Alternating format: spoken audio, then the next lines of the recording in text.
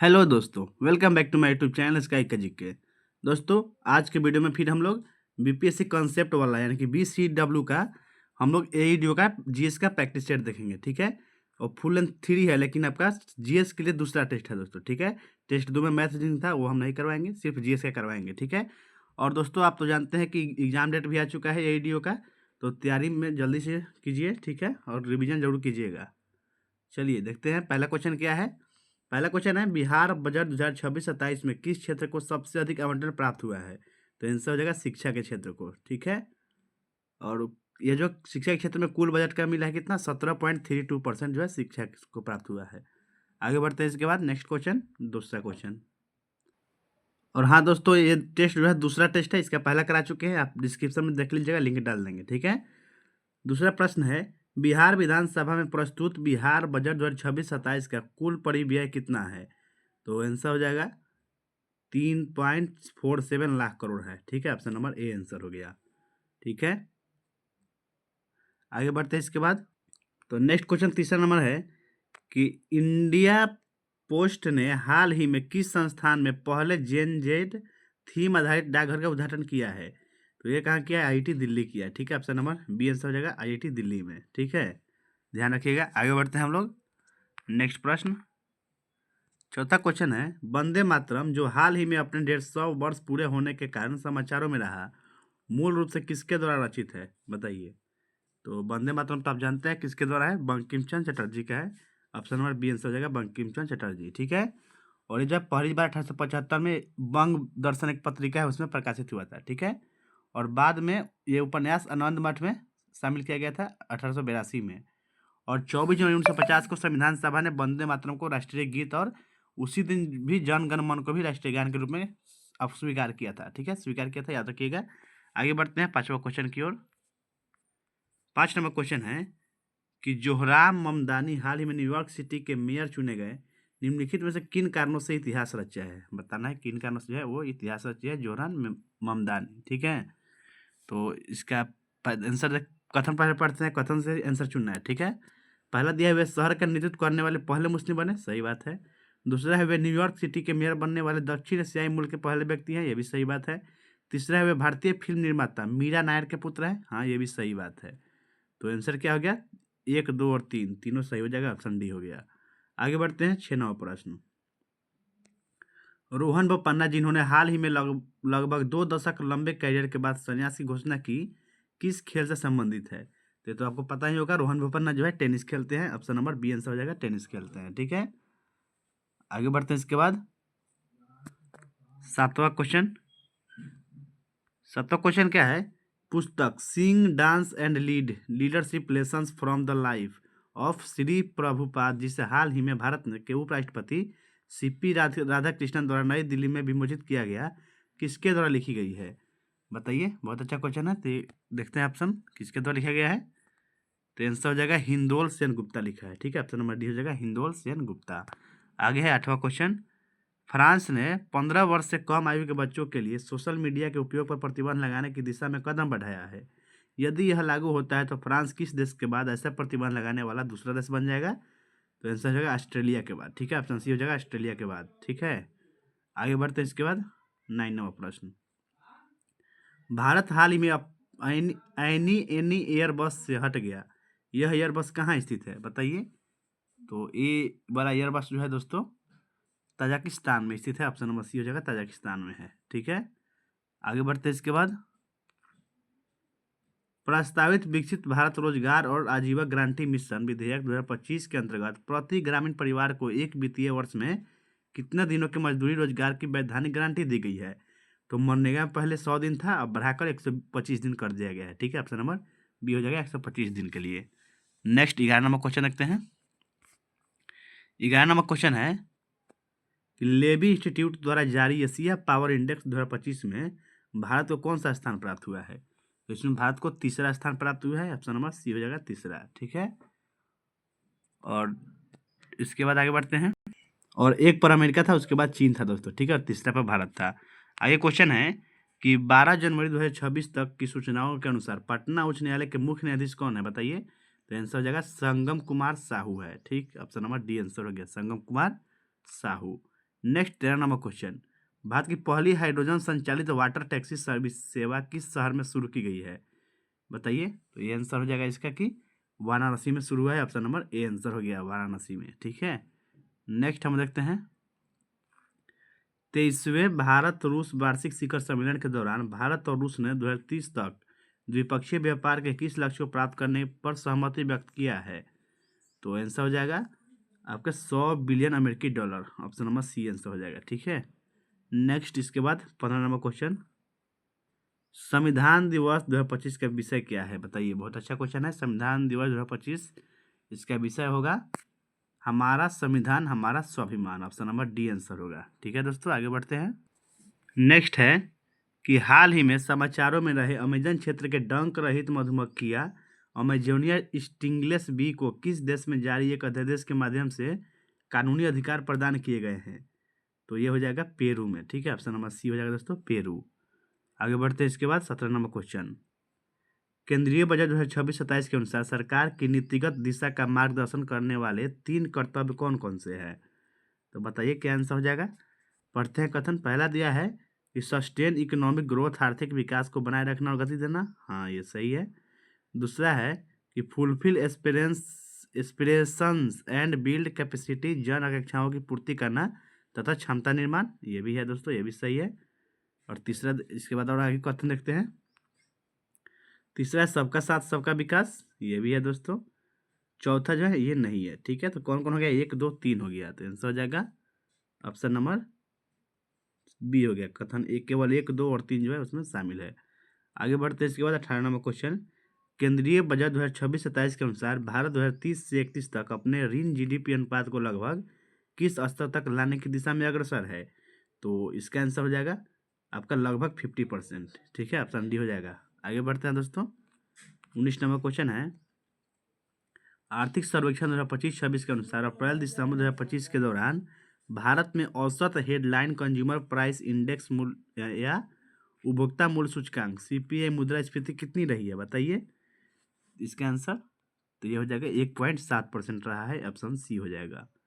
Next देखते हैं 20 number question, आर्थिक सर्वेक्षण 2025-26 के अनुसार भारत वैश्विक स्तर पर सेवाओं का कौन सा क्रमवार सबसे बड़ा निर्यातक बनकर उभरा है? तो किस नंबर का हो जाएगा दोस्तों? तो हो जाएगा 7वां उभरा है। ठीक है, ऑप्शन नंबर डी 7वां नंबर का, याद रखिए। आगे बढ़ते हैं इसके बाद 21 नंबर क्वेश्चन, दंत चिकित्सक या डेंटिस्ट दांतों के बड़ी प्रतिबिंब देखने के लिए किस दर्पण का इस्तेमाल करते हैं? बहुत अच्छा क्वेश्चन है, तो आपको पता ही होगा अवतल दर्पण का निर्माण करते हैं। ठीक है, ऑप्शन नंबर सी हो जाएगा अवतल दर्पण। ठीक है, नेक्स्ट इसके बाद देखते हैं 22 नंबर क्वेश्चन, वेग समय ग्राफ के अंतर्गत क्षेत्र दर्शाता है किस क्या दर्शाता है? तो विस्थापन दर्शाएगा। ऑप्शन नंबर सी हो जाएगा। नेक्स्ट है, जब कोई पिंड एक समान गोलाकार गति में होता है तो अब केंद्रीय बल कार्य करता है। किधर कार्य करेगा दोस्तों? अब केंद्रीय बल तो केंद्र की ओर कार्य करेगा। तो आंसर हो जाएगा ऑप्शन नंबर सी केंद्र की ओर। नेक्स्ट देखते हैं 24 नंबर क्वेश्चन, एक ट्रांसफार्मर निम्नलिखित सिद्धांत पर कार्य करता है। बताइए किस सिद्धांत पर कार्य करेगा ट्रांसफार्मर? तो आपको पता ही होगा अन्योन्य प्रेरण के सिद्धांत पर। ऑप्शन नंबर सी हो जाएगा अन्योन्य प्रेरण या म्यूचुअल इंडक्शन। ठीक है, याद रखिएगा। आगे बढ़ते हैं हम लोग 25 नंबर क्वेश्चन, प्रिज्म में प्रकाश का कौन सा रंग सबसे अधिक विचलित होता है? बताइए। तो आंसर हो जाएगा बैगनी रंग। ऑप्शन नंबर बी हो गया। ठीक है, आगे क्वेश्चन है, नाभिकीय विखंडन में उत्सर्जित होने वाली ऊर्जा का कारण क्या है दोस्तों? तो उसका कारण हो जाएगा, बताइए, द्रव्यमान का ऊर्जा में रूपांतरण। ठीक, ऑप्शन नंबर बी आंसर हो जाएगा, याद रखिएगा। आगे बढ़ते हैं 27 नंबर क्वेश्चन, निम्नलिखित में से कौन सा प्रकृति का मूल बल नहीं है? बताइए आंसर। तो इसमें दोस्तों घर्षण बल जो है यही आंसर होगा। ऑप्शन नंबर सी घर्षण बल हो जाएगा। आगे क्वेश्चन देखते हैं 28 नंबर, निम्नलिखित में से कौन सा एक उपधातु है? बताना है कौन उपधातु है इसमें से। तो बोरॉन आंसर हो जाएगा जो उपधातु है। ठीक है, ऑप्शन ए हो गया। ठीक है, आगे बढ़ते हैं, निम्नलिखित में से कौन सा संश्लिष्ट अपमार्जक बताना है, कृत्रिम डिटर्जेंट कौन सा है इसमें? ठीक है, तो बताइए आंसर क्या हो जाएगा? Sodium lauryl sulphate. Option number B answer हो गया। ठीक है, याद रखिएगा ये जो है कृत्रिम है। ठीक है दोस्तों, नेक्स्ट देखते हैं इसके बाद 30 नंबर क्वेश्चन, निम्नलिखित में से कौन सा एक निष्क्रिय या नोबेल गैस है? तो इसमें से नोबेल गैस कौन सा है दोस्तों? तो नियॉन हो जाएगा जो नोबेल गैस है, ऑप्शन नंबर ए आंसर हो गया नियॉन। ठीक है, और जितना नोबेल गैस है सब जो है आवर्त सारणी के समूह 18 में पाया जाता है, आप तो जानते ही हैं। और इसके बाहरी इलेक्ट्रॉन को जो है पूरा होता है, ठीक है ना, इसलिए ये निष्क्रिय रहता है। दोस्तों आगे बढ़ते हैं 31 नंबर क्वेश्चन। जेम्स चैडविक ने अपने न्यूट्रॉन खोज अनुप्रयोग के लिए अल्फा कण प्राप्त करने के लिए निम्नलिखित में से किस रेडियो सक्रिय या रेडियोधर्मी स्रोत का उपयोग किया? बताइए। तो आंसर होगा पोलोनियम का, ऑप्शन नंबर बी हो जाएगा पोलोनियम का। ठीक है, और इन्होंने ये वाला प्रयोग जो है दोस्तों 1932 में किया था, याद रखिएगा। आगे 32 नंबर प्रश्न है कि समस्थानिक एक ही तत्व के परमाणु होते हैं जिनके पास होते हैं, क्या होता है? तो आंसर होगा परमाणु क्रमांक समान होता है परंतु परमाणु द्रव्यमान भिन्न होता है। ठीक है, ऑप्शन नंबर बी हो जाएगा, उसको समस्थानिक बोलते हैं दोस्तों, याद रखिएगा। आगे बढ़ते हैं इसके बाद 33 नंबर क्वेश्चन। निम्नलिखित में से किस तत्व का परमाणु आकार सबसे छोटा है? बताइए, इसमें से किसका जो है सबसे छोटा परमाणु आकार होगा? तो आंसर हो जाएगा फ्लोरीन का। ठीक है, ऑप्शन नंबर डी हो गया फ्लोरीन। नेक्स्ट देखते हैं इसके बाद 34 नंबर क्वेश्चन। निम्नलिखित में से कौन सा गुण जो है ठोस पदार्थों का नहीं है? बताइए। तो आंसर हो जाएगा उच्च संपीड़न क्षमता जो है ठोस का नहीं होता है, ऑप्शन नंबर बी आंसर हो जाएगा। ठीक है, और ये जो है उच्च संपीड़न क्षमता ये गैसों का गुण है, ठोस का नहीं है, याद रखिए। आगे क्वेश्चन है 35 नंबर। एक बड़ी व मांसल परत जो वक्ष या छाती गुहा का तल बनाती है, क्या होगा आंसर? तो ये हो जाएगा दोस्तों आपका डायफ्राम हो जाएगा। ठीक है, ऑप्शन नंबर ए हो जाएगा डायफ्राम है। आगे क्वेश्चन है दोस्तों, अवायवीय श्वसन का तात्पर्य निम्नलिखित में से क्या है? बताइए, अवायवीय श्वसन का तात्पर्य क्या है? तो आंसर हो जाएगा ऑक्सीजन के बिना श्वसन ही अवायवीय श्वसन कहलाता है, ऑप्शन नंबर ए हो जाएगा। ठीक है, इसके बाद आगे बढ़ते हैं हम लोग। कॉर्निया मानव शरीर में किस अंग का भाग होता है? बताइए, बहुत अच्छा क्वेश्चन। कॉर्निया तो आपको भी पता है आंख का भाग है, ऑप्शन नंबर डी हो जाएगा आंख का भाग है। ठीक है, और कॉर्निया का मुख्य कार्य क्या है? आंखों में आने वाले प्रकाश को अपवर्तित करना या मोड़ना। ठीक है, जो आंखों की कुल फोकस शक्ति का एक बड़ा हिस्सा होता है। ठीक है, याद रखिए। आगे 38 नंबर क्वेश्चन है कि शैवाल पारिस्थितिकी तंत्र के निम्नलिखित में से किस स्तर से संबंधित है? तो शैवाल जो है ये उत्पादक होगा। ठीक है, ऑप्शन सी हो जाएगा उत्पादक से होगा। ठीक है, आगे देखते हैं इसके बाद 39 नंबर क्वेश्चन है कि पादप जगत में फर्न्स और फर्न अलाइज या सहयोगी किस समूह से संबंधित है? तो ये हो जाएगा दोस्तों टेरिडोफाइटा से संबंधित है, ऑप्शन नंबर डी हो जाएगा टेरिडोफाइटा से। नेक्स्ट है कि निम्नलिखित में से शैवाल की पहचान करें जो समुद्री शैवाल नहीं है, बताना है। ठीक है, तो इसका आंसर क्या हो जाएगा? क्लोरेला हो जाएगा। ठीक है, ऑप्शन नंबर डी हो जाएगा क्लोरेला। और शैवाल जो है दोस्तों प्रकाश संश्लेषण भी करता है, याद रखिएगा। और क्लोरेला के अलावा आपका ये तीनों जो है समुद्री शैवाल है। ठीक है, क्लोरेला जो है ये मीठे पानी में उगता है, याद रखिए। आगे बढ़ते हैं 41 नंबर क्वेश्चन। टाइफाइड और टीबी किस प्रकार की बीमारियां हैं? बताइए। तो ये आंसर हो जाएगा बैक्टीरियल यानी जीवाणु जनित बीमारी है टाइफाइड, ऑप्शन नंबर ए हो जाएगा बैक्टीरिया जनित है। ठीक है, नेक्स्ट है इसके बाद 42 नंबर क्वेश्चन कि 1893 में स्वामी विवेकानंद को किस अंतर्राष्ट्रीय आयोजन में पहचान मिली? बताइए। तो आंसर हो जाएगा विश्व धर्म संसद में, ऑप्शन नंबर ए हो जाएगा। ठीक है, विश्व धर्म संसद 1893 में। ठीक है, शिकागो में, याद रखिएगा। आगे क्वेश्चन है आपका 43 नंबर कि वंदे मातरम गीत पहली बार किस पत्रिका में प्रकाशित हुआ था? अभी ऊपर बताए हैं दोस्तों। ठीक है, बताइए किस पत्रिका में प्रकाशित हुआ है? तो आंसर होगा बंग दर्शन में। ठीक है, बंग दर्शन में हुआ था। देख लेते हैं ऑप्शन नंबर किस में आंसर हो जाएगा। ऑप्शन नंबर डी हो गया बंग दर्शन में। ठीक है दोस्तों, इसके बाद आपका क्वेश्चन क्या होगा? और इस गीत के संपादक या लेखक तो जानते हैं कि बंकिम चंद्र चट्टोपाध्याय हैं। आगे क्वेश्चन है 1909 में लंदन में कर्जन वाइली की हत्या किसने किया था? बताइए। कर्जन वाइली की हत्या ये कब हुआ था? 1909 में हुआ था। ठीक है, याद रखिएगा। और किसने किया था दोस्तों? तो आंसर हो जाएगा Madan Lal Dhingra, option number B हो गया मदन लाल ढींगरा ने किया है 1 जुलाई 1909 को। ठीक है, आइए क्वेश्चन देखते हैं। निम्नलिखित किस चुनाव में स्वराज पार्टी केंद्रीय विधानसभा में सबसे बड़ी पार्टी बनकर उभरी? बताइए। तो आंसर हो जाएगा 1923 के चुनाव में, ऑप्शन नंबर सी हो जाएगा। ठीक है दोस्तों, आगे बढ़ते हैं। और हाँ, इसका गठन जो है दोस्तों CR दास और मोतीलाल नेहरू के द्वारा 1923 में किया गया था। ठीक है, नेक्स्ट है साइमन कमीशन की सिफारिशों के कारण 1930 में कौन सी घटना घटित हुई थी? तो आंसर होगा प्रथम गोलमेज सम्मेलन हुआ था 1930 में। ऑप्शन नंबर ए आंसर हो गया। ठीक है, आगे बढ़ते हैं। इसके बाद गांधी इरविन समझौते के बदले में गांधी जी सहमत हुए, किस पर सहमत हुए बताइए? तो इसका आंसर हो जाएगा मुस्लिम लीग की, नहीं सॉरी दोस्तों, इसका आंसर क्या होगा, सविनय अवज्ञा आंदोलन को रोक दिए थे। ठीक है, गांधी इरविन समझौते के बाद जो है गांधी जी क्या किए थे, सविनय अवज्ञा आंदोलन रोके थे। ऑप्शन नंबर बी हो जाएगा आंसर। नेक्स्ट क्वेश्चन देखते हैं। इसके बाद 48 नंबर क्वेश्चन। क्वेश्चन है कि 1939 में कांग्रेस मंत्रिमंडल के त्याग पत्र से कौन सा राजनीतिक घटनाक्रम हुआ? तो मुस्लिम लीग जो है पाकिस्तान की मांग किया था। ऑप्शन नंबर बी हो जाएगा। ठीक है, मुस्लिम लीग की पाकिस्तान की मांग हो गया आंसर। आगे बढ़ते हैं। इसके बाद 1924 में पंजाब, यूपी, बिहार में समाजवादी प्रभाव से कौन सा क्रांतिकारी संगठन स्थापित किया गया था? बताइए दोस्तों आंसर।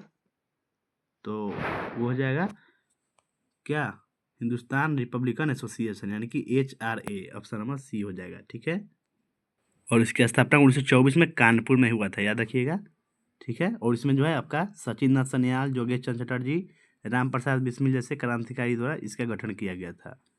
नेक्स्ट क्वेश्चन 50 नंबर देखते हैं। नेहरू रिपोर्ट का मसौदा तैयार करने वाला समिति की अध्यक्षता किसने किया था? बताइए, नेहरू रिपोर्ट का मसौदा का जो तैयार किया गया था उसकी अध्यक्षता कौन किया था? तो आंसर होगा मोतीलाल नेहरू ने किया। ऑप्शन नंबर ए हो जाएगा मोतीलाल नेहरू। ठीक है, 1928 में तैयार किया गया था, याद रखिएगा। आगे क्वेश्चन देखते हैं। इसके बाद 51 नंबर। प्रथम गोलमेज सम्मेलन में निम्नलिखित सिद्धांतों पर सहमति बनी, कौन कौन सिद्धांत पर सहमति बना था? तो आंसर हो जाएगा भारत के लिए संघीय ढांचा। ऑप्शन नंबर बी हो जाएगा। ठीक है, और प्रथम गोलमेज सम्मेलन तो जानते हैं आप 1930 में हुआ है। ठीक है दोस्तों, आगे बढ़ते हैं। इसके बाद 1939 में किस ब्रिटिश वायसराय ने भारत के द्वितीय विश्व युद्ध में शामिल होने की घोषणा किया था? तो इसका आंसर हो जाएगा Lord Linlithgow. Option number D हो जाएगा। ठीक है, नेक्स्ट इसके बाद 53 नंबर। सिंधु लिपि के संबंध में निम्नलिखित कथनों पर विचार करें और उपयुक्त दिए गए कथनों में से कौन सा कथन सही है ये बताएं। चलिए पढ़ते हैं। पहला कथन है कि इसे आमतौर पर चित्रात्मक माना जाता है, बिल्कुल सही है। दूसरा है इसे आधुनिक पुरातात्विकों में सफलतापूर्वक समझ लिया है, नहीं दोस्तों, पूरा नहीं समझ पाया है, गलत है। तीसरा है यह लिपि ज्यादातर दाएं से बाएं लिखी जाती थी, सही बात है। तो 1 और 3 सही हो गया, तो आंसर क्या हो गया? ऑप्शन नंबर बी हो गया। ठीक है, आगे देखते हैं। इसके बाद 54वां नंबर प्रश्न है, ऋग्वैदिक समाज और उत्तर वैदिक समाज के बीच अंतर के संबंध में निम्नलिखित कथनों पर विचार कीजिए। ठीक है, उसके बाद क्या करना है, आपको चुनना है कि कौन सा कथन जो है सही है। पहला दिया है ऋग्वैदिक समाज ज्यादा समानता वाला था जबकि उत्तर वैदिक समाज पदानुक्रमित हो गया। बताइए सही है दोस्तों? हाँ, ये पहला कथन सही हो गया। दूसरा है उत्तर वैदिक काल में महिलाओं की स्थिति में गिरावट आई और उन्होंने सभाओं में भाग लेने का अधिकार खो दिया, ये भी सही बात है दोस्तों। ठीक है, आगे देखते हैं तीसरा कथन क्या है। तो तीसरा कथन है कि उत्तर वैदिक काल में राजशाही वंशानुगत हो गई और अक्सर धार्मिक तर्कों द्वारा समर्थित थी, बिल्कुल दोस्तों ये भी सही है। तो आंसर हो जाएगा 1, 2 और 3 तीनों सही है। ऑप्शन नंबर कौन सा हो गया? डी हो गया। ठीक है, याद रखिएगा। 55 नंबर क्वेश्चन देखते हैं। निम्नलिखित में से कौन सा शासक अशोक के उत्तराधिकारी के पतन के बाद मगध में मौर्य शक्ति को पुनर्जीवित करने के लिए जाना जाता है? तो आंसर हो जाएगा दोस्तों पुष्यमित्र शुंग। ठीक है, शुंग वंश का स्थापना किया था पुष्यमित्र शुंग। ठीक है, और इसने जो है बृहद्रथ मौर्य को हत्या कर दिया था, उसका सेनापति था। ठीक है, आगे बढ़ते हैं। इसके बाद 56 नंबर। 56 नंबर प्रश्न है, निम्नलिखित में से सबसे पुराना बौद्ध मठ कौन सा है? बताइए, सबसे पुराना बौद्ध मठ यह है बेनुवन हो जाएगा। ऑप्शन नंबर बी हो जाएगा दोस्तों, बेनुवन है। ठीक है, और ये जो है राजगीर के पास स्थित है, यह पहला बौद्ध मठ है। ठीक है, और मगध के राजा बिंबिसार ने इसे बुद्ध और उनके संघ को दान में दिया था, यह भी ध्यान रखिएगा। ठीक है, आगे बढ़ते हैं। तो नेक्स्ट होगा क्या क्वेश्चन है कि चोलों ने निम्नलिखित में से किसका निर्माण करके व्यापार को प्रोत्साहित किया? बताइए, तो इसका आंसर होगा राजमार्ग और बंदरगाह की स्थापना करके। ऑप्शन नंबर बी हो जाएगा दोस्तों। ठीक है, और प्रमुख बंदरगाह जो है चोलों के समय था आपका नागपट्टनम था, पूम्पुहार था, कावेरीपट्टनम था। ठीक है, ये सब ध्यान रखिएगा। आगे देखते हैं 58वां प्रश्न। पानीपत का प्रथम युद्ध बाबर और किसके बीच लड़ा गया था? बताइए, तो पानीपत का प्रथम युद्ध जो है ये आप भी जानते हैं, बाबर और इब्राहिम लोदी के बीच लड़ा गया था। ऑप्शन नंबर ए हो जाएगा। ठीक है, और यह युद्ध जो है 21 अप्रैल 1526 को हुआ था। ठीक है, याद रखिएगा। और इसमें जो है इब्राहिम लोदी का हार हो गया था, वो मारा गया था युद्ध में। आगे बढ़ते हैं इसके बाद 59 नंबर क्वेश्चन है कि जहांगीर के प्रशासन के संबंध में निम्नलिखित में से कौन सा कथन सत्य है। चलिए पढ़ते हैं। पहला कथन दिया है कि जहांगीर एक उत्कृष्ट सेनापति था। नहीं दोस्तों, ये गलत है।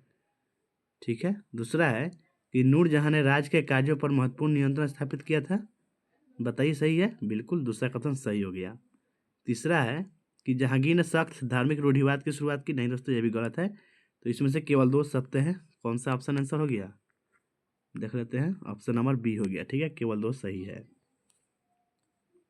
नेक्स्ट 60 नंबर क्वेश्चन है कि भारत में बाबर का शासन मुख्य रूप से किस पर केंद्रित था।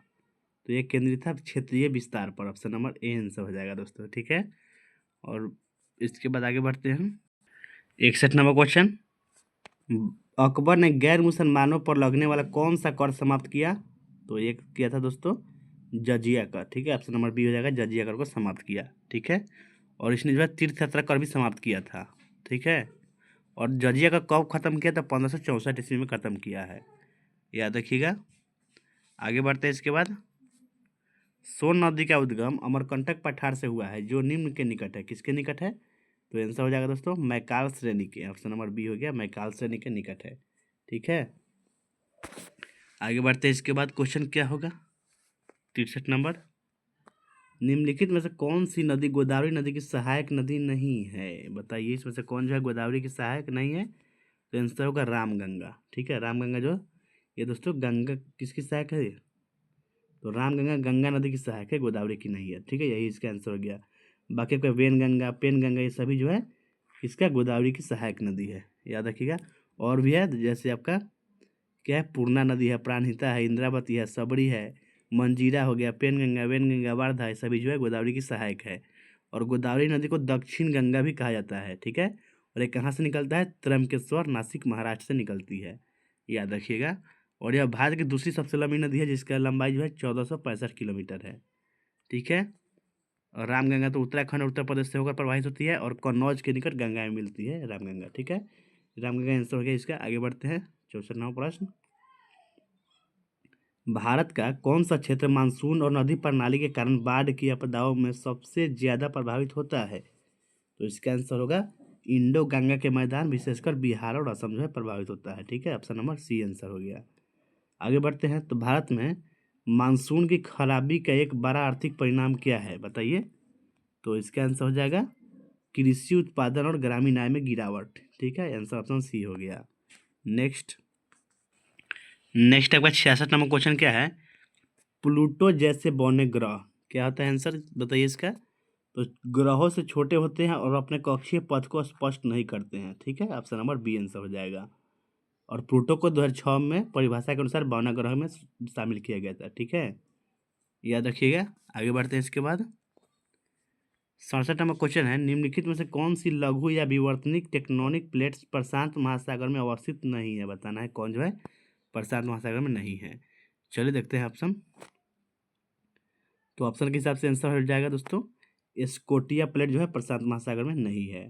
ठीक है, यह दक्षिणी स्कोटिया प्लेट जो है दक्षिण अमेरिकी और अंटार्कटिक प्लेटों के बीच दक्षिण अटलांटिक महासागर के पास अवस्थित है। ठीक है, याद रखिएगा। बाकी आपका तीनों जो है ये आपका प्रशांत प्लेट है, ये सब याद रखिए। आगे बढ़ते हैं इसके बाद 68 नंबर क्वेश्चन, निम्न में से कौन सा कारक महासागर की लवणता को प्रभावित करता है। बताइए, कूट के हिसाब से आंसर देना है। बताइए इसका आंसर दोस्तों। तो इसका आंसर हो जाएगा सभी। ठीक है, क्या क्या है, नदी के जल का प्रवाह ये भी करता है, हिमखंडों का जमना और पिघलना ये भी करता है, पवन की गति भी, और समुद्र जल का परिसंचरण भी उसको प्रभावित करता है। ठीक है, सभी आंसर हो गया, ऑप्शन नंबर डी में है। आगे क्वेश्चन है 69 नंबर, क्षोभ मंडल या ट्रोपोस्फियर की मोटाई सबसे अधिक कहाँ होती है। तो ये सबसे अधिक जो है भूमध्य रेखा पर होता है। ऑप्शन नंबर सी आंसर हो जाएगा, भूमध्य रेखा पर। ठीक है, और क्षोभ मंडल जो है भूमध्य रेखा पर 16 से 18 किलोमीटर तक फैला हुआ है। ठीक है, और ध्रुव पर केवल 8 किलोमीटर ही फैला है, याद रखिएगा। आगे बढ़ते हैं इसके बाद 17वां प्रश्न है कि भारतीय संविधान के किस अनुच्छेद के तहत उद्योगों के प्रबंधन में श्रमिकों की भागीदारी का प्रावधान किया गया है। तो आंसर होगा अनुच्छेद 43 के 1 के तहत। ऑप्शन नंबर बी आंसर हो जाएगा। ठीक है, नेक्स्ट इसके बाद 71 नंबर क्वेश्चन, निम्नलिखित में से कौन सा भारत के संविधान के तहत मौलिक कर्तव्य नहीं है? बताइए कौन सा मौलिक कर्तव्य इसमें से नहीं है? तो आंसर हो जाएगा ऑप्शन नंबर ए हो जाएगा। ठीक है, आम चुनाव में मतदान करना जो है मौलिक कर्तव्य नहीं है। बाकी तीनों जो है आपका मौलिक कर्तव्य है। ठीक है, टोटल 11 मौलिक कर्तव्य है। ठीक है, बोल देते हैं, सुन लीजिएगा। पहला मौलिक कर्तव्य है संविधान का पालन करें और उसके आदर्शों, संस्थाओं और राष्ट्रध्वज एवं राष्ट्रीय गान का आदर करें। ठीक है, उसके बाद दूसरा है स्वतंत्रता के लिए राष्ट्रीय आंदोलन को प्रेरित करने वाले उच्च आदर्शों को हृदय में संजोए रखें और उनका पालन करें। तीसरा मौलिक कर्तव्य क्या है? भारत की संप्रभुता, एकता और अखंडता की रक्षा करें तथा उसे अक्षुण्ण रखें। ठीक है, और चौथा कर्तव्य है देश की रक्षा करें और आह्वान किए जाने पर राष्ट्र सेवा भी करें। पांचवा है भारत के सभी लोगों में समरसता और समान भ्रातृत्व की भावना का निर्माण करें, जो धर्म, भाषा व प्रदेश या वर्ग आधारित सभी प्रकार के भेदभाव से परे हो। ठीक है, ऐसी प्रथाओं का त्याग करें जो स्त्रियों के सम्मान के विरुद्ध है। ठीक है, इसके बाद अगला क्या है दोस्तों? भेद हमारी संस्कृति की गौरवशाली परंपरा का महत्व समझे और उसका परीक्षण करें, ये भी आपका कर्तव्य है। और 9 नंबर का कर्तव्य क्या है कि प्राकृतिक पर्यावरण जिसके अंतर्गत वन, झील आते हैं, इसकी रक्षा करें। सॉरी, कौन नंबर का होगा? 9 नंबर नहीं है दोस्तों, ये 7वां नंबर है। ठीक है, प्राकृतिक पर्यावरण वाला। 8वां कर्तव्य है वैज्ञानिक दृष्टिकोण से मानववाद और ज्ञानार्जन तथा सुधार की भावना विकास करे। उसके बाद आपका 9वां है सार्वजनिक संपत्ति को सुरक्षित रखे और हिंसा से दूर रहे, याद रखिएगा 9 नंबर वाला। अगला कर्तव्य है व्यक्तिगत और सामूहिक गतिविधि के सभी क्षेत्रों में उत्कृष्ट उत्कर्ष की बढ़ने और सतत प्रयास करें, जिससे राष्ट्र प्रगति और निरंतर हुए उपलब्धि की नई ऊंचाई तक प्राप्त किया जा सकते हैं। और अंतिम मौलिक कर्तव्य जो है 86वां संविधान संशोधन 2002 में जोड़ा गया था, 6 से 14 वर्ष की आयु के बच्चों को शिक्षा प्रदान करना। ठीक है, तो सभी मौलिक कर्तव्य यही है, इस सबको याद रखिएगा। आगे बढ़ते हैं हम लोग 72 नंबर क्वेश्चन, भारत के संविधान का निम्नलिखित में से कौन सा अनुच्छेद पर्यावरण के संरक्षण और सुधार से संबंधित है? तो आंसर क्या होगा दोस्तों आपका? अनुच्छेद 48 के ए और 51 के ए दोनों। ठीक है, ऑप्शन नंबर सी हो जाएगा, याद रखिएगा। 51 के ए में कर्तव्य है और 48 के ए में जो है दोस्तों ये डीपीएसपी में आता है। ठीक है, आगे बढ़ते हैं। इसके बाद 73 नंबर क्वेश्चन, निम्नलिखित में से भारतीय संविधान के किस अनुच्छेद के तहत संघ की कार्य करने शक्ति राष्ट्रपति में निहित है? तो ये जगह अनुच्छेद 53 में होगा। ठीक है, अनुच्छेद 53 आंसर हो गया, ऑप्शन नंबर सी हो गया। ठीक है दोस्तों, राष्ट्रपति के बारे में जान लेते हैं। अनुच्छेद 52 में राष्ट्रपति होगा, ये कहा गया है। ठीक है, और अनुच्छेद 54 में क्या है? संसद और राज्य विधानसभाओं के निर्वाचित सदस्यों के निर्वाचक मंडल द्वारा राष्ट्रपति का निर्वाचन होगा, ये 54 में है। ठीक है, अनुच्छेद 55 में है आपका क्या? राष्ट्रपति के चुनाव की प्रक्रिया है एकल संक्रमण मत द्वारा। ठीक है, और अनुपातिक प्रतिनिधित्व के द्वारा है। और अनुच्छेद 58 राष्ट्रपति पद के लिए आहार दिया हुआ है। अनुच्छेद 60 याद रखिएगा शपथ है। ठीक है, अनुच्छेद 61 क्या है दोस्तों? महाभियोग है, ये भी ध्यान रखिएगा। आगे बढ़ते हैं 74 नंबर क्वेश्चन, संसद सदस्य या राज्य विधानसभा के सदस्य को भारत का राष्ट्रपति चुना जा सकता है, लेकिन क्या आंसर हो जाएगा इसका? लेकिन पदभार ग्रहण करने पर उन्हें अपनी सीट खाली कर दी गई मानी जाएगी, ऑप्शन नंबर सी आंसर हो जाएगा दोस्तों। ठीक है, और भारत के राष्ट्रपति के लिए क्या क्या योग्यता चाहिए? अनुच्छेद 58 में योग्यता है। ठीक है, भारत का नागरिक होना चाहिए, न्यूनतम आयु 35 वर्ष होना चाहिए, और लोकसभा सदस्य बनने के योग्य होना चाहिए, और लाभ का पद धारण नहीं करना होना चाहिए। ठीक है, ये सब जो है उसका अर्हताएँ हैं, यानी कि योग्यताएँ हैं। नेक्स्ट 75 नंबर क्वेश्चन, 10वीं अनुसूची के तहत लोकसभा के सदस्य की अयोग्यता से संबंध मुद्दे पर निर्णय कौन करता है?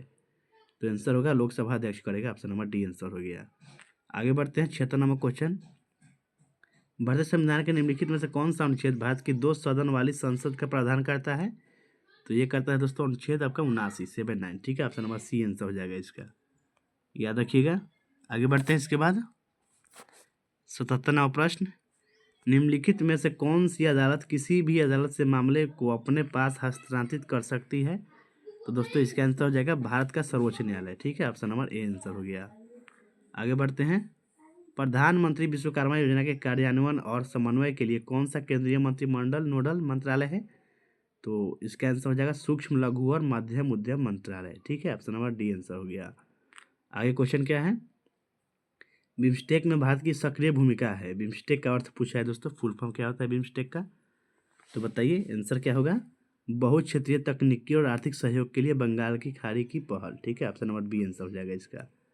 आगे बढ़ते हैं, 80 नंबर क्वेश्चन है, निम्नलिखित में से कौन सी ब्याज दर वह दर है जिस पर वाणिज्यिक बैंक सरकारी प्रतिभूतियों को संपार्श्विक के रूप में प्रदान करके रात भर के आपातकालीन आधार पर आरबीआई से धन उधार लेते हैं। बताइए इसका आंसर। तो दोस्तों इसका आंसर क्या हो जाएगा, सीमांत अस्थायी सुविधा दर पर, ठीक है, एमएसएफ पर। ऑप्शन नंबर बी आंसर हो गया इसका। नेक्स्ट आगे बढ़ते हैं। इसके बाद 81 नंबर प्रश्न, छठी पंचवर्षीय योजना जिसका कार्यकाल 1980 से 85 था, यह भी ध्यान रखिएगा, और इसका मुख्य फोकस क्या था, यह पूछा है। छठी पंचवर्षीय योजना का मुख्य फोकस था गरीबी को घटाना। ऑप्शन नंबर बी आंसर हो जाएगा। आगे बढ़ते हैं। स्वच्छ सर्वेक्षण के तहत स्वच्छ शहर जोड़ी पहल का उद्देश्य क्या है? तो इसका उद्देश्य है स्वच्छ, क्या हो जाएगा, ऑप्शन नंबर डी इसका आंसर हो जाएगा। डी इधर दिया हुआ है। स्वच्छता के तहत उच्च प्रदर्शन करने वाले एक मेंटर शहर और कम प्रदर्शन करने वाले मेंटर शहर के बीच संरचित मेंटरशिप और पीयर लर्निंग को इंस्टीट्यूशन बनाना, ठीक है।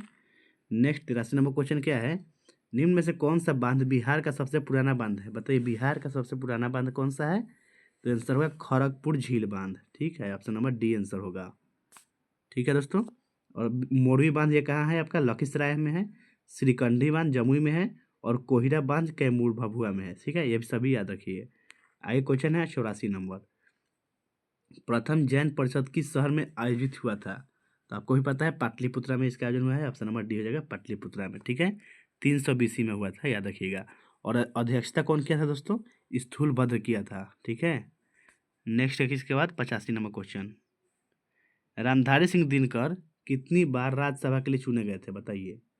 तो ये जो है उन्होंने 3 बार चुने गए थे। ऑप्शन नंबर ए हो जाएगा आंसर, 3 बार, ठीक है। इसके बाद क्वेश्चन क्या है, बिहार के गया जिले में किसान आंदोलन की शुरुआत किसने की और लोगों को इसके लिए प्रोत्साहित किया? किसने? तो आंसर इसका क्या हो जाएगा, यदुनंदन शर्मा ने किया। ऑप्शन नंबर डी हो जाएगा, ठीक है, यदुनंदन ने। आगे बढ़ते हैं। इसके बाद 87 नंबर प्रश्न, बिहार के शेख भिखारी निम्नलिखित में से किस आंदोलन के संबंध थे? तो इसका आंसर हो जाएगा आपको 1857 के विद्रोह से संबंधित थे। ऑप्शन नंबर सी हो जाएगा। नेक्स्ट है, बिहार में आलू अनुसंधान संस्थान किस स्थान पर है? बहुत अच्छा क्वेश्चन। बिहार में आलू अनुसंधान संस्थान जो है ये पटना में है। ऑप्शन नंबर बी हो जाएगा, पटना में, ठीक है। आगे बढ़, और इसका स्थापना पूछ लिया तो 1949 में स्थापना हुआ था पटना में। नेक्स्ट है 89 नंबर, प्राचीन काल में बिहार में जल संचयन करने वाले स्थानों को किन नामों से जाना जाता था? बताइए। तो उसको जानते थे दोस्तों, किन नाम से? बिहार में दोस्तों आहर और पाइन के नाम से जानते थे, ठीक है। तो ऑप्शन नंबर डी आंसर हो जाएगा इसका। आगे बढ़ते हैं। 90 नंबर क्वेश्चन, गलत तथ्य का पहचान करना है, ठीक है, कौन सा तथ्य जो है गलत है?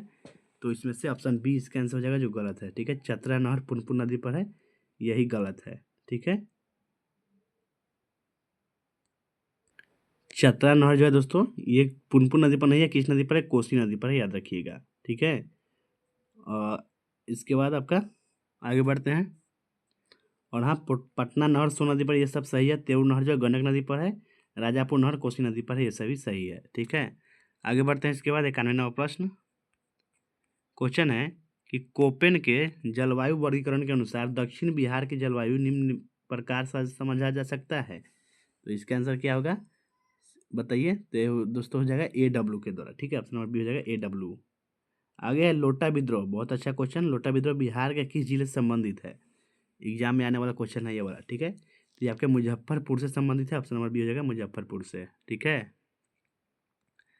नेक्स्ट क्वेश्चन इसके बाद 93 नंबर प्रश्न है कि जनगणना 2011 के अनुसार बिहार में अनुसूचित जाति SC की कुल जनसंख्या का परसेंटेज कितना है दोस्तों? तो इसका आंसर होगा 15.9% जो है SC है। ऑप्शन नंबर सी 3 हो जाएगा, ठीक है, 15.9% है, ठीक है। और बिहार के गया जिले में जो है सबसे अधिक अनुसूचित जाति की जनसंख्या निवास करती है, याद रखिएगा। आगे क्वेश्चन 94 नंबर प्रश्न है, बहुत ही अच्छा प्रश्न है दोस्तों, एग्जाम में आने वाला क्वेश्चन है। तुतला भवानी जलप्रपात बिहार के किस जिले में अवस्थित है? बताइए। तुतला भवानी जलप्रपात जो है ये बिहार के रोहतास में है। ऑप्शन नंबर बी हो जाएगा, रोहतास जिला में है, ठीक है। नेक्स्ट है 95 नंबर क्वेश्चन कि गया में अवस्थित विष्णु पद मंदिर का निर्माण किसने करवाया था? तो इसका आंसर होगा अहिल्याबाई होलकर ने करवाया था। ऑप्शन नंबर सी हो जाएगा, ठीक है। ये 1787 में करवाया गया था, याद रखिएगा। आगे प्रश्न है कि अथर्ववेद के अनुसार बिहार का क्षेत्र किस नाम से जाना जाता था? तो अथर्ववेद के अनुसार वात्य प्रदेश के नाम से जाना जाता है। ऑप्शन नंबर बी हो जाएगा वात्य प्रदेश। ठीक है, नेक्स्ट इसके बाद क्वेश्चन है, बज्जी महाजनपद में विद्रोह भड़काने के लिए वस्कर को किसने नियुक्त किया था? तो बताइए, तो आंसर होगा अजात शत्रु ने। ऑप्शन नंबर सी हो जाएगा। नेक्स्ट, तृतीय बौद्ध संगीति कहाँ हुई थी? बहुत अच्छा क्वेश्चन। तृतीय बौद्ध संगीति जो है ये हुआ है आपके पाटलिपुत्रा में ही हुआ है। ऑप्शन नंबर बी हो जाएगा पाटलिपुत्रा में। ठीक है, 250 ईसा पूर्व में हुआ है। और इसका पूछेगा अध्यक्षता कौन किया था? तो मोगलीपुत्र तीर्थ ने किया था। ठीक है, और अशोक के संरक्षण में इसका आयोजन किया गया था। आगे आपका 99 नंबर क्वेश्चन, निम्नलिखित में से चंपारण कृषि समिति के अध्यक्ष कौन थे? बहुत अच्छा है। तो चंपारण कृषि समिति के अध्यक्ष कौन थे? तो आंसर होगा FG सलाई थे। ठीक है, याद रखिएगा FG सलाई जो है अध्यक्ष थे। आगे बढ़ते हैं दोस्तों, इस सेट का अंतिम प्रश्न देखते हैं। निम्नलिखित में से भोजपुरी का शेक्सपियर किसको कहा जाता है? ये तो सबको जानता है भोजपुरी का शेक्सपियर, भिखारी ठाकुर को जानते हैं। ऑप्शन नंबर बी हो जाएगा, सॉरी ऑप्शन डी हो गया भिखारी ठाकुर। ठीक है दोस्तों, तो थैंक यू दोस्तों, आज के वीडियो यहीं पर समाप्त होता है। अगर आपको ये वीडियो अच्छा लगा है तो लाइक कर दीजिए, अपने दोस्तों में शेयर कर दीजिए। दोस्तों ए वीडियो के लिए हम एरोटेरिया का भी टेस्ट चला रहे हैं और ये आपका BCW का टेस्ट है। ठीक है, तो प्यार देते रहिए ऐसे ही। मिलते हैं नेक्स्ट वीडियो में, तब तक के लिए टाटा बाय बाय।